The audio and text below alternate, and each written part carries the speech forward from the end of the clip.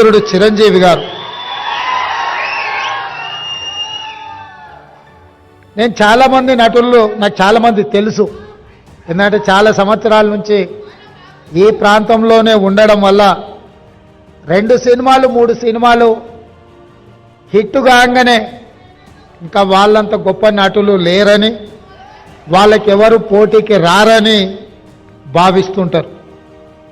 కానీ 150 పైచిలకు సినిమాలలో గొప్పగా రాణించి జాతీయ స్థాయిలో అంతర్జాతీయ స్థాయిలో గుర్తింపు పొందిన చిరంజీవి గారిలో ఈ రోజుకు ఆ కమిట్మెంట్ ఉంది. ఆ కమిట్మెంటే వారిని ఇంత గొప్పగా రాణించే అవకాశం కల్పించింది.